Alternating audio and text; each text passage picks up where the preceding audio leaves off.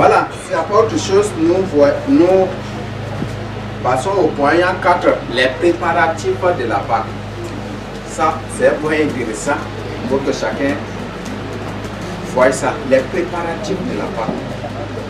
Comment as-tu préparé ta Pâque?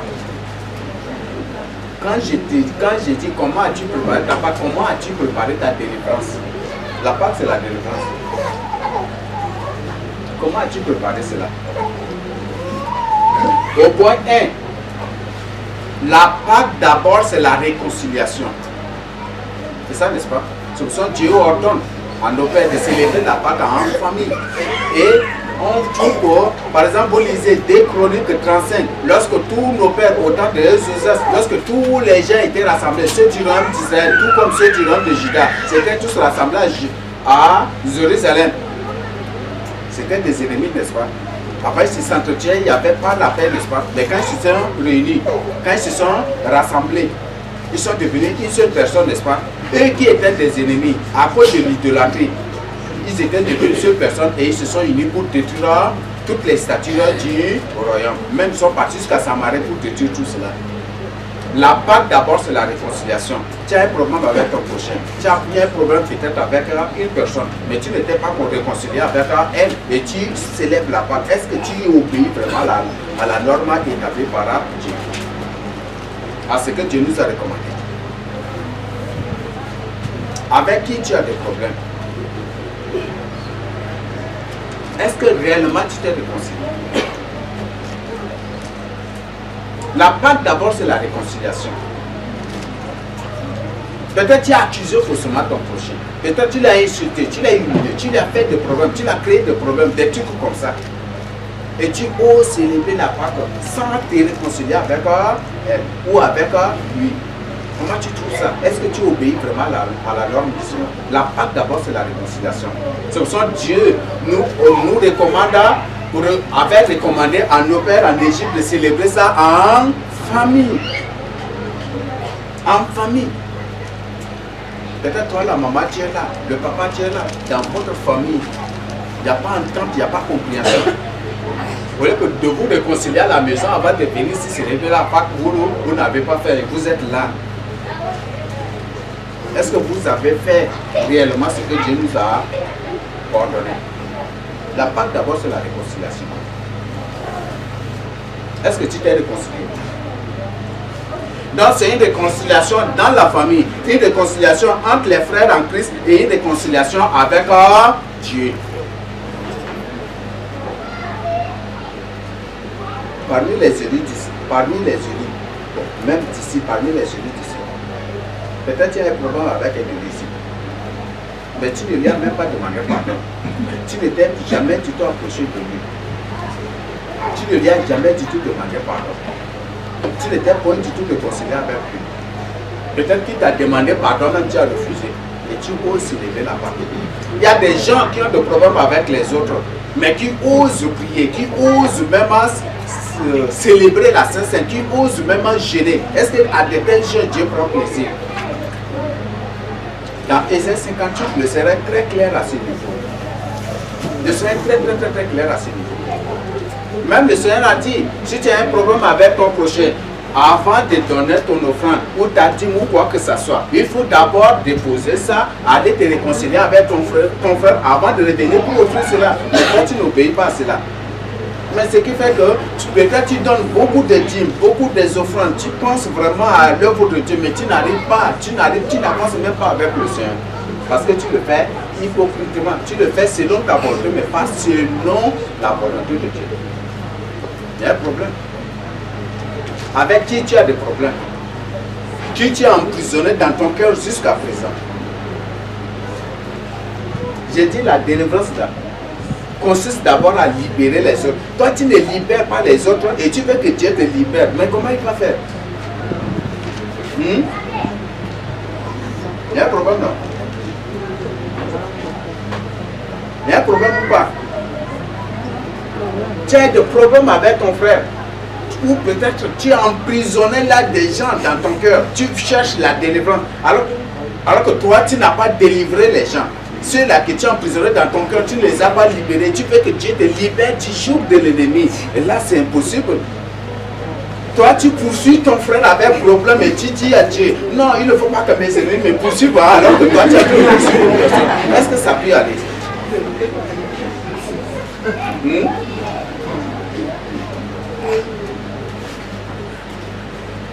Toi, tu cherches le malheur de ton frère. C'est à cause que tu cherches le malheur de ton frère. Et tu dis non, Seigneur ne permet pas que les sorciers me volent. Il ne faut pas que ma bénédiction les trouve. Et tu demandes, est-ce que ça marche? C'est que vous ne voulez pas que les hommes fassent pour vous, ne le faites pas de même pour eux. Faites vraiment attention.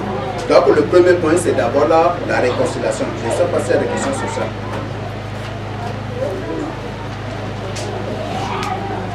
Oui. J'aimerais savoir, dans le cas où c'est élevé la nature de la personne, est-ce que tu es obligé de faire la paix avec elle? La nature de la personne. C'est toi qui l'as offensé ou c'est lui qui t'a offensé? Bon.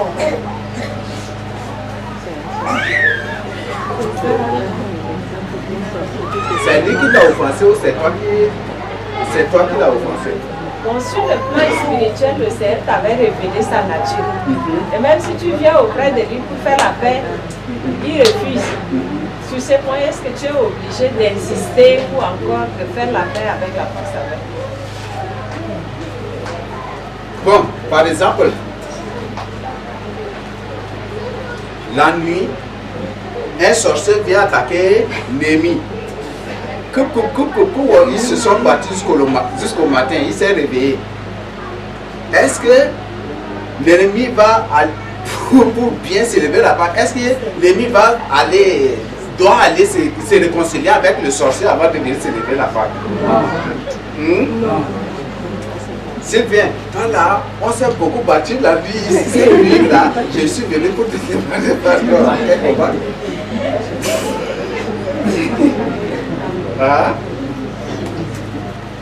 Sylvain lui dit, toi là on s'est beaucoup battu la nuit ici, mais que tu me pardonnes, il faut qu'on se réconcilie. Là, oui, comment tu dis que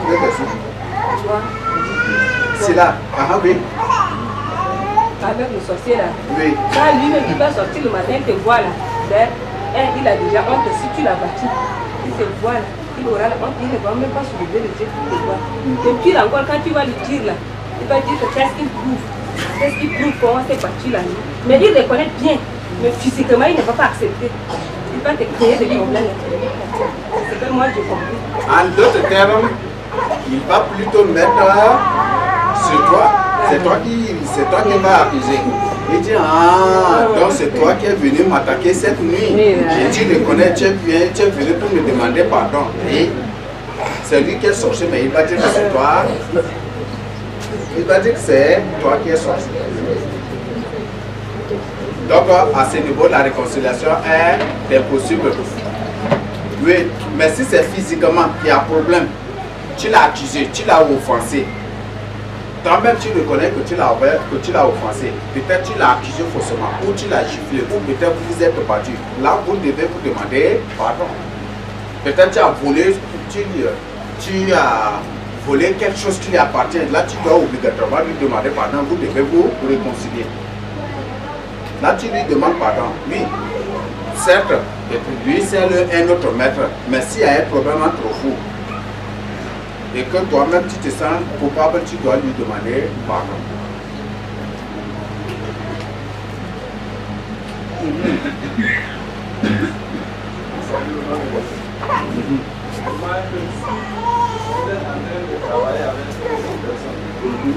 Quand on travaille, la personne vous a fait énerver.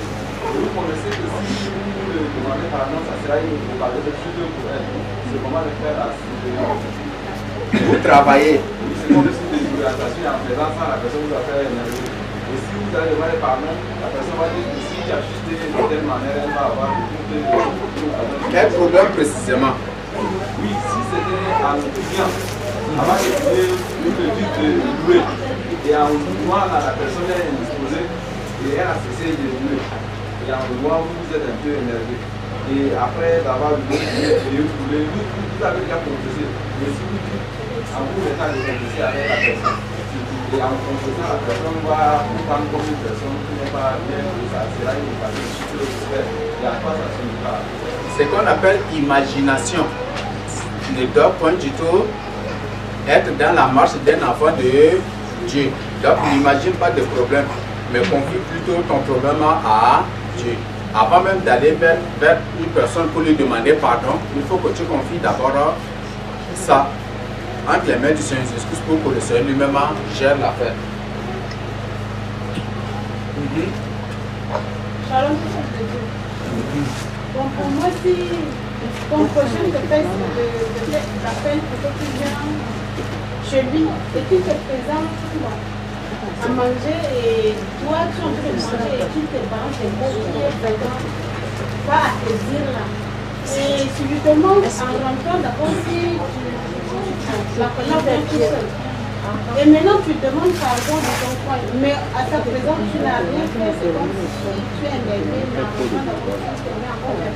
et si tu demandes pardon étant à la maison déjà, mais ça là tu vas repartir pour lui dire encore bien. Abigail veut répondre à la question. Bon, selon moi, si c'est un ennemi, je vais me rapprocher de la personne. Il me dit que ma soeur, tel jour, et tu m'as dit ça, ou bon, je ne peux pas attendre 2-3 jours, mais je vais dire que ma soeur, ce que tu m'as dit ça là, ça m'a blessé, donc ça m'a mis mal à l'aise et je vais expliquer. Et si c'est un ennemi, on va se demander pardon. Mais si ce n'est pas un ennemi, je pardonne à la personne et je demande au Seigneur de la colère en moi. Parce que la Bible dit, si vous ne pardonnez pas aux hommes leurs offenses, votre Père Céleste ne vous pardonne non plus vos offenses. Fidèle, a quelque chose à ajouter par rapport à sa question?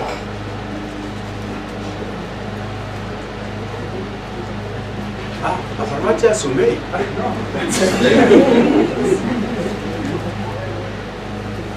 Oui. C'est pour ça que j'ai fait demander.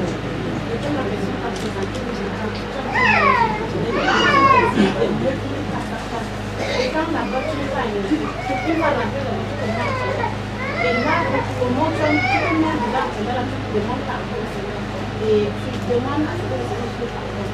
Et maintenant, face à ça, tu vas devenir physiquement approcher de la personne, demander pardon.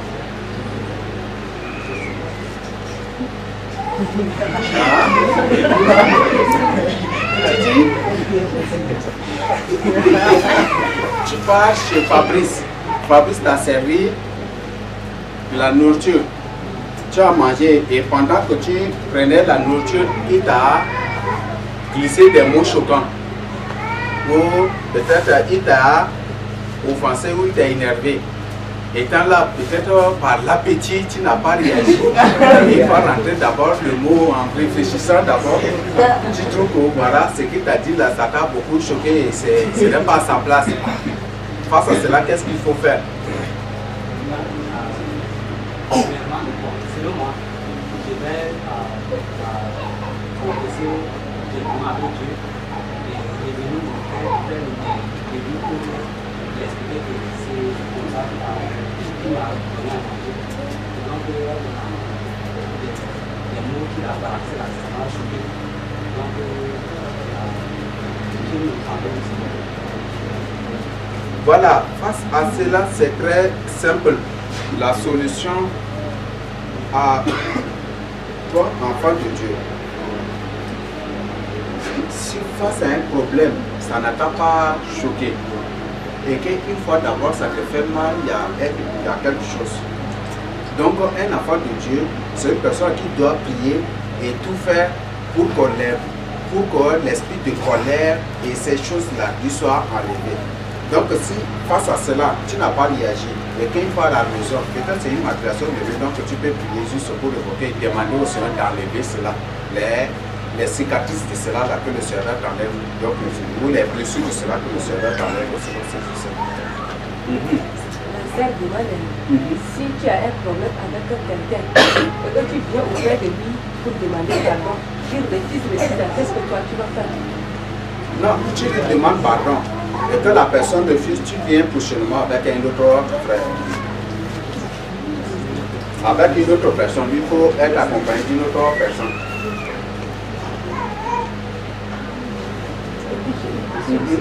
La question est celle-ci. Par exemple, toi tu as reçu le message de sanctification. Tu n'as pas de problème avec quelqu'un.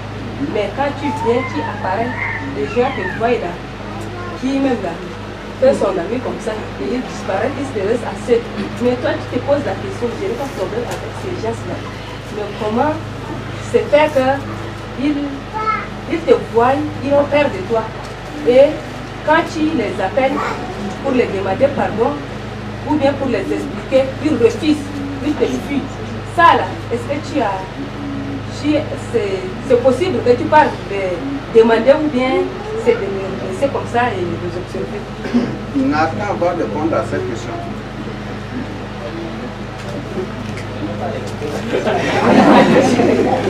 Le frère d'ici va répondre à la question.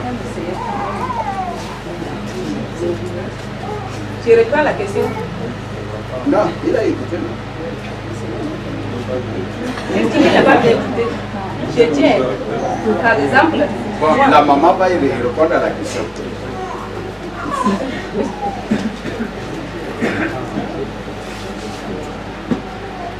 Moi, je peux dire que si les gens sont là en train de parler de toi, tu n'es pas là parmi eux, et eux, ils murmurent contre toi. C'est à eux maintenant de venir vers toi pour demander pardon. Moi, je n'ai même pas écouté ce que vous êtes en train de dire. Moi, aller demander pardon. Là, je vais garder seulement ma position, c'est à vous de venir et demander pardon si vous avez quelque chose. C'est comme ça que je vais faire. C'est pour le faire quelque chose.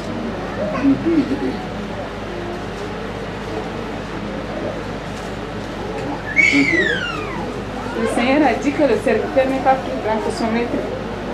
S'ils m'ont haï, ils vont vous haïr. Si c'est à cause de la vérité que les gens t'ont vu et qu'ils se parlent entre eux et ils disparaissent, pourquoi alors s'imaginer, pourquoi avoir des pareilles pensées? Parce qu'en tant qu'enfant de Dieu, on doit s'attendre à tout. À cela, si cela est possible, le Seigneur allait faire longtemps. Parce que quand il avait dit la vérité, beaucoup de gens se sont enfuis.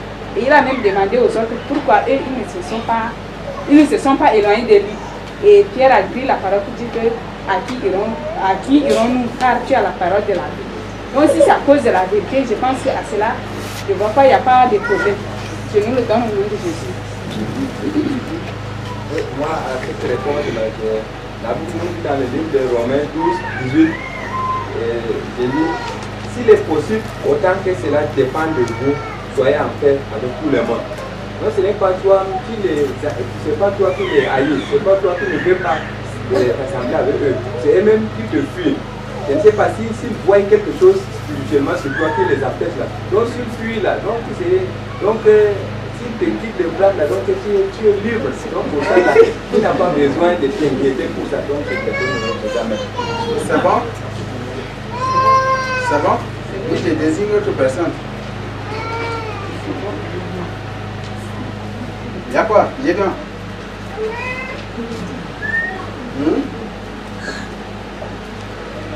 Apparemment, tu as l'air caché. Voilà. Nous passons à l'autre point, la confession des péchés symbolisée par le sacrifice des animaux avant l'immolation de la Pâque. La confession des péchés. Est-ce que véritablement tu as confessé tes péchés? Est-ce que réellement tu as confessé ce que tu as caché durement dans ta vie? Ce que tu ne veux pas que les autres découvrent. Est-ce que réellement tu as confessé cela? Parce que en lisant 2 Chroniques 35, avant que le peuple n'immole la Pâque, ils ont d'abord fait l'Holocauste. Ils ont d'abord offert des holocaustes pour la rémission de leurs péchés. Donc ils ont commencé d'abord la célébration de la Pâque par la confession de péché, par une réconciliation avec Dieu. Donc c'est très important. Au point C, la sanctification et la sainteté. Donc la Pâque d'abord c'est une vie. La Pâque, pour bien célébrer la Pâque et pour entrer en possession de la bénédiction promise à travers la Pâque, il faut d'abord vivre la crainte de Dieu. Il faut mener une vie de sainteté et de perfection. Il faut mener des sanctifications, c'est ça que Dieu veut. Au point D, célébrer au deuxième mois si la personne ou le groupe de personnes a raté la célébration du premier mois. Donc, en d'autres termes, si peut-être cette Pâque tu as raté, c'est au deuxième mois que tu dois célébrer. Ça, c'est ce que le Seigneur a ordonné aussi. Donc, si tout le long du premier mois tu as raté, il faut célébrer ça au deuxième mois. Donc, ce sont là des conditions à remplir ou des conditions préparatives de la Pâque. Donc, c'est que je tiens à partager avec vous sur ça. Je ne sais pas s'il y a des questions à poser, sinon s'il n'y a pas de questions, nous allons aborder le voyant sur les obligations de la Pâque. Là, cette partie-là, c'est bon pour nous. Bon, s'il y a des questions. Concernant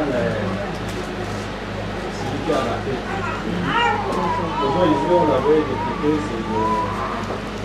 c'est 8 jours. Mais durant les 8 jours, s'il y a quelque chose qui va empêcher de rater, par exemple, 2 ou 3 jours, est-ce que c'est là nécessaire de faire ça? Bon, je n'ai pas bien compris la question. Bon, vous venez de dire que s'il y a des gens qui ont raté,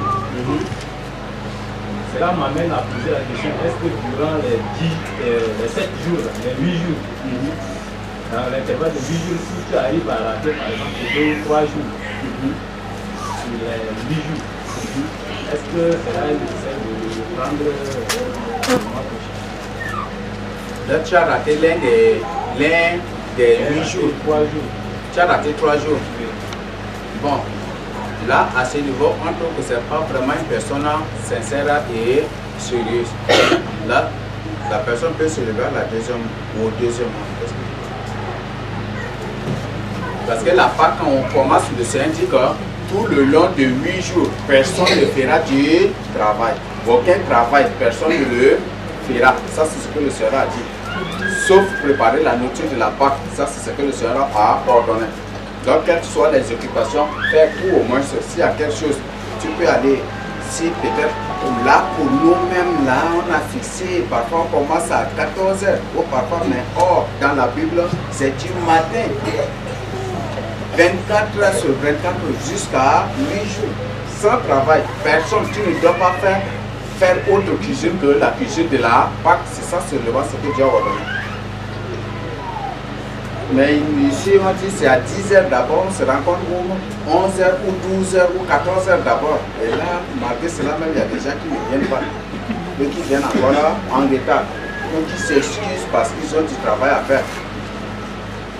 Bon, en tout cas, la bénédiction est individuelle.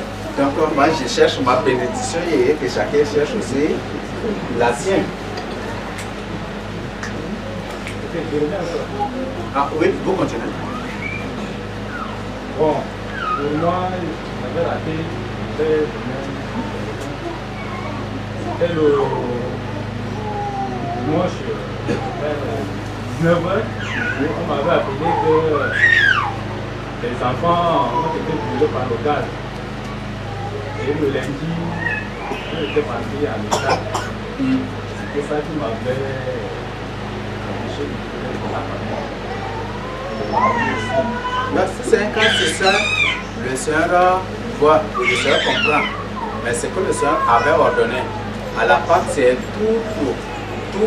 tout parent doit mener tous ses enfants devant l'Éternel. C'est un jour, la Pâque, c'est une célébration d'abord familiale. Pour dire que si tu as des enfants, tous ces enfants-là doivent venir. Et ce n'est pas pour venir et puis se promener là dehors. Non, venir pour s'asseoir et bénéficier de la même chose que nous bénéficions. Mais aujourd'hui, on trouve que les enfants, les parents sont à l'intérieur, les enfants sont là dehors en train de s'amuser. Et là, même le culte, même là, tu laisses tes enfants dehors s'amuser, est-ce que c'est bon? Là, il y a un problème. Mais s'il y a tel cas, ce ça-là, le Seigneur comprend. Mais peut-être c'est parce que tu les as laissés à la maison que l'ennemi a profité pour les accuser et remporter aussi pour créer cela, on ne sait pas. Donc, ça peut te servir un peu de leçon pour prochainement s'il y a quelque chose ou un tel événement. L'enfant a besoin de la même bénédiction que tu bénéficies aussi.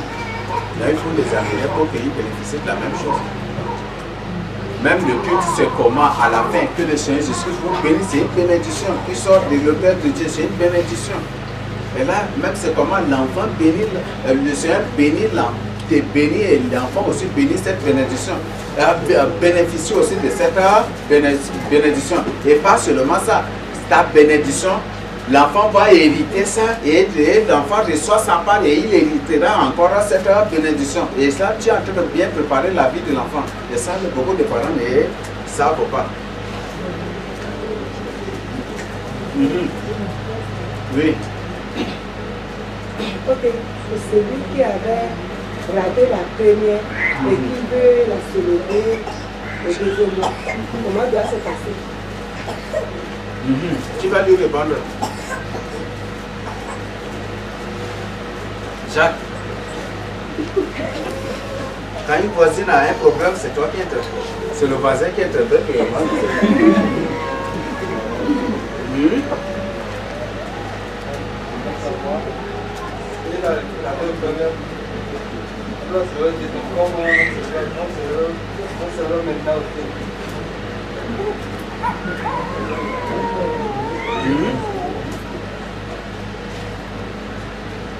Qui va répondre à la question? Natasha? C'est pas Natasha? Non, non. Je voulais demander une question. C'est Lévi, non? Oui. Voilà. Voilà, tu réponds à la question. Pour moi, c'est la question. Mais elle a posé une question aussi. Non? Pas bien sûr. Si la personne rate au premier mois, comment doit-elle célébrer au deuxième mois? C'est ça? Bon, selon moi, comme vous venez de dire, si le premier mois passe, il est bon de le célébrer le deuxième mois. Donc, selon l'organisation de ce qui était passé, d'abord même, pas que célébrer dans le sanctuaire, pas dans la maison. Et toi, seul, tu as raté. Ça, dans cette condition, la même moi. Parlement, tu n'as pas du tout répondu à la question.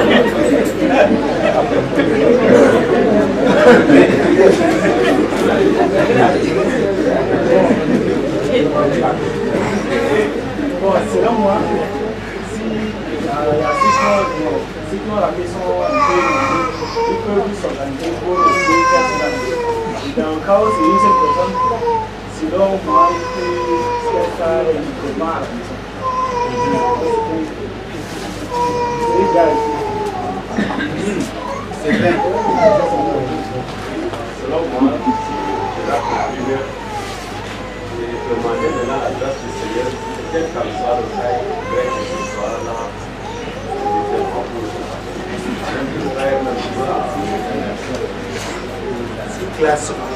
si Arsène a klaxonné, claqué pour t'interrompre, c'est que si ce que tu dis là c'est faux, oui.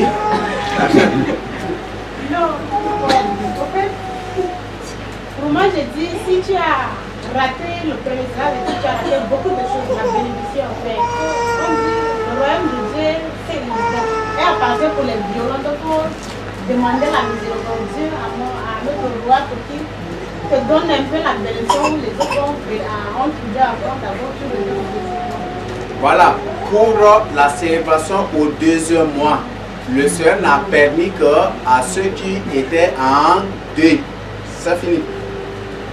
Est-ce qu'on se comprend? Si la personne, c'est sauf lorsque la personne était en deuil lors de la Pâque, ça c'est à ceux-là que le Seigneur leur permet de célébrer au deuxième mois. Le contexte même de la précision de Dieu aussi, c'était ça. Mais si c'est pour rien que tu as raté là, tu as tout raté aussi. Sauf lorsque tu étais en deuil, tu as perdu un parent, un proche parent, pour lequel tu n'as pas pu célébrer.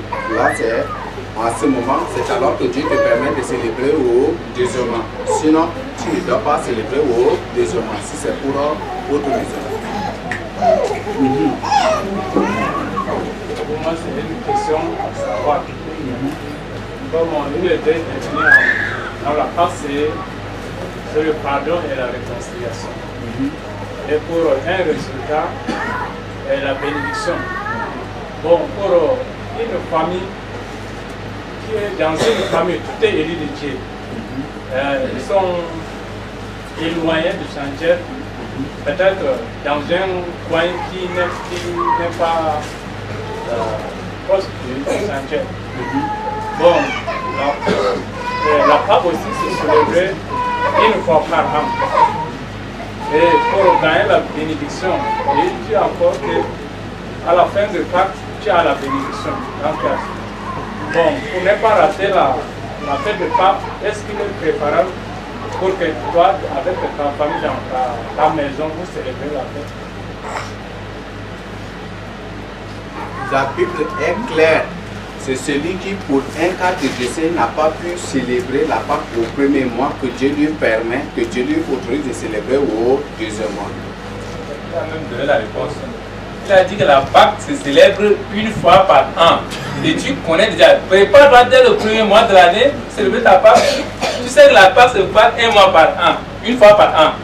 Donc ça veut dire si ça c'est en mars. Maintenant je sors de la Pâque, là, je sais que mars prochain je vais célébrer encore la Pâque.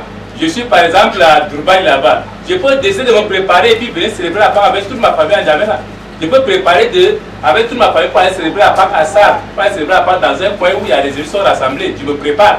Donc si je ne suis pas frappé par un cas de deuil, je me prépare et je déplace ma famille pour avoir la bénédiction. Pourtant on se prépare, on déplace la famille pour aller en week-end. On ne peut pas se préparer toute une année pour venir célébrer la Pâque de l'Éternel où il y a la bénédiction dessus. Donc le seul cas là, l'apôtre a déjà dit, si tu es en deuil là, voilà, Dieu te permet de célébrer après au deuxième mois. Si tu n'es pas en deuil là, tu auras tout. C'est bon? Voilà, nous entrons dans le cinquième point, le grand saint, les obligations de la Pâque. Quelles sont les obligations de la Pâque? Donc, tu as parlé de la Bible. Quelles sont les obligations de la Pâque?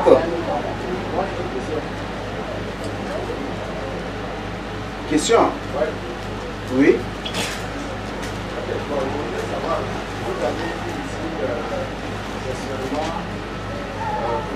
Il y a un cas de deuil. Il ne peut pas célébrer la Pâque. Là, j'ai eu, puisque dans la Bible, on nous dit que pour celui qui, pour un cas d'impureté, soit pour celui qui voyage. Pour celui qui ne peut pas célébrer la Pâque, ici, là, le premier mois, c'est la période de l'île, le deuxième mois, il célébrera cette Pâque. Je ne sais pas si cela est appelé exceptionnellement pour le cas de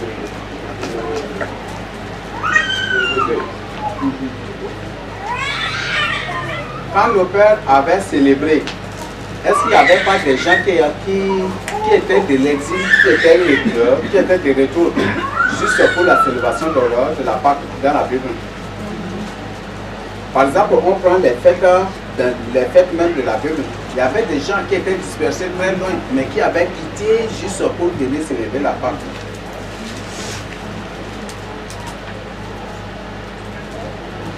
Est-ce qu'on se comprend? D'accord, la Bible est très claire. Et le contexte, je crois que c'est dans nombre combien? Nombre 9, non? Ok, donc on lisait pour comprendre, lisez nombre 9 là, dans son contexte pour bien comprendre. Lisez dans son contexte pour bien comprendre. À tout ce chapitre, on va lire ici.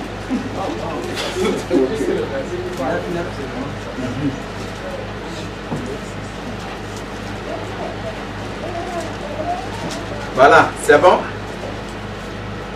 Donc, la Pâque, quelle que soit les conditions, la Bible ordonne que c'est à Jérusalem que tout le monde doit venir pour célébrer la Pâque. Donc, les gens se préparaient, quelles que soient les occupations, ils se préparaient. Même ceux qui étaient dispersés se préparaient.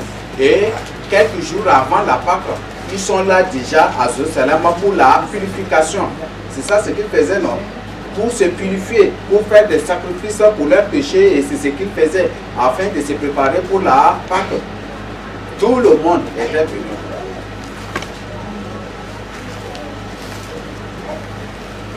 Les obligations de la Pâque, ça, si vous lisez Exode 13, qu'est-ce que vous trouvez? Oui. Pain sans levain. Consommation. Les pains sans levain. C'est bon? Les pains sans levain.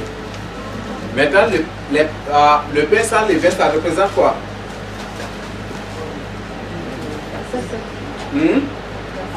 La Sainte Seine. C'est ce que nous faisons déjà.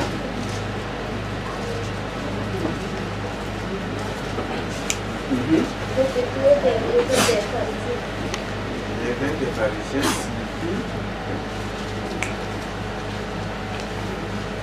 Le vin, ça symbolise l'orgueil. Il y a beaucoup de gens qui célèbrent la Pâque dans l'orgueil ici. C'est ça, non?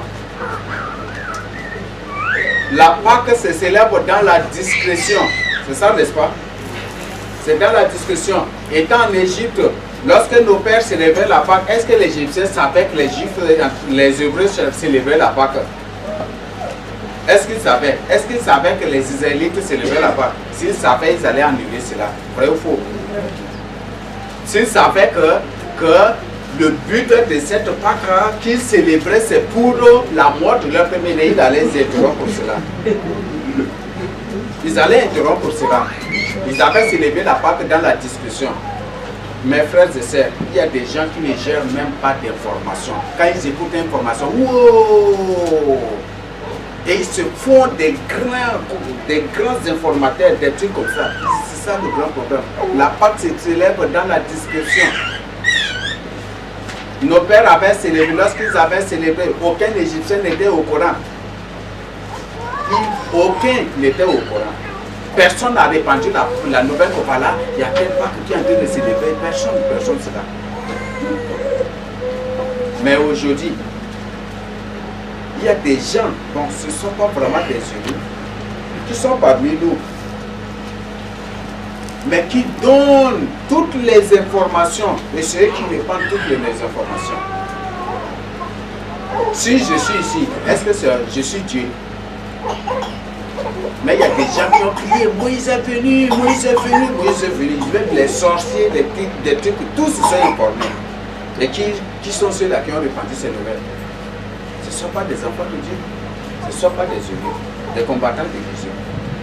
Moïse est venu, Moïse est venu, Moïse est ici, Moïse est ici. Vous croyez qu'un enfant de Dieu, un enfant de Dieu normal, vient de tel langage? Combien de choses les apôtres, les disciples ont fait dans la Bible, mais de manière discrète, sans que les gens ne les chassent? Il y a des gens qui ne gardent pas leur bouche là, c'est quoi? Moi, je ne sais pas. Ce ne sont pas des enfants, ça ce ne sont pas des élus de Dieu.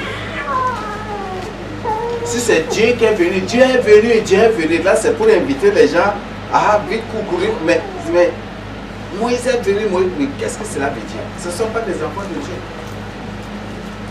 Ce ne sont pas des enfants de Dieu. Voilà ce que les gens font. Certaines personnes là, c'est eux-mêmes là qui vous créent des problèmes. C'est eux-mêmes qui vous créent des problèmes. Ils sont là, leur mission, c'est d'avoir des informations et livrer à ceux-là qui vous combattent, qui vous créent des problèmes. Si vous voulez sortir en évangélisation quelque part, c'est eux qui donnent déjà l'information. Et c'est ça. Et c'est ça. Ce ne sont pas des enfants de Dieu, ce ne sont pas des élus. Et ils sont là parmi vous. Ils sont là parmi nous. Et c'est ça leur mission. Parfois, c'est d'autres personnes qui les envoient pour être parmi nous afin de recueillir des informations pour les livrer. Et c'est comme ça. Ils sont là. Comme on dit, ce n'est pas tous ceux qui portent des gros boubous qui sont des musulmans, qui sont dans l'islam. Donc, ce n'est pas tous ceux-là que vous les voyez avec la Bible qui sont aussi des enfants de Dieu. Il y a des gens qui donnent. Il y a des gens parmi vous. C'est eux-mêmes qui vous créent des problèmes. C'est eux-mêmes qui planifient des choses avec ceux de dehors, ceux qui vous combattent contre vous ici. Ceux qui rapportent des fausses choses pour inciter les gens contre vous. Ceux qui racontent des fausses choses, des faussetés aux gens, au quartier contre vous. Ils se font des connaisseurs de la parole de Dieu. C'est quand ils repartent, Tu dis ah ici, et ils vont raconter au quartier, tu as dit oh, les gens disent mais comment, et c'est eux là qui existent, les gens contre vous. Faites vraiment attention. Nos pères en Égypte avaient célébré la Pâque dans la discrétion. Parce qu'ils savaient, Moïse a dit, sont nos fautes des sacrifices ici en Égypte, est-ce que les Égyptiens ne prendront pas ça en abomination? Est-ce qu'ils ne nous lapideront pas à cause de cela? C'est ça, n'est-ce pas? C'est ça, non? C'est ça, n'est-ce pas? C'est ça ce que Moïse a dit à Pharaon. Ils savaient très bien cela. Ils ont fait cela en discrétion. Personne, aucun Égyptien n'est au courant. Bon, comme le Seigneur a dit, la Bible le dit, parmi les enfants de Dieu, il y aura aussi des semences de Satan, des agents de Satan déguisés, des ennemis qui se déguisent, des véritables ennemis. Je le dis toujours, ton vrai ennemi n'est pas celui de dehors. Je dis de dehors là, vous le savez. Mais c'est le vrai ennemi qui est plus dangereux, c'est celui qui est au milieu de toi. Peut-être que tu ne le connais pas. C'est lui qui est ton vrai ennemi. Et on trouve que dans la plupart des cas, dans la Bible, on trouve que les vrais ennemis des prophètes, les vrais ennemis des rois ou de ceux, c'est ceux-là qui sont auprès de Dieu. Auprès d'eux. Le Seigneur a dit, c'est celui qui met la main dans ma bouche, c'est celui-là qui se lève contre moi, n'est-ce pas? C'est celui qui est assis à ma table qui se lève contre moi, toujours, c'est celui-là. Il y a des gens qui, parmi nous, ceux-là qui racontent n'importe quoi. Mais comme les gens, parfois, certains au quartier, les prennent pour des élus, et les voient aussi parmi nous, et ils croient que c'est vrai, ce qu'ils leur racontent, c'est comme ça, c'est eux la même là qui nous combattent. Ce ne sont pas des gens de l'extérieur. Ton vrai ennemi, ce n'est pas celui de l'extérieur, c'est celui de l'intérieur. C'est celui de l'intérieur qui est ton vrai ennemi. Ce n'est pas celui de l'extérieur.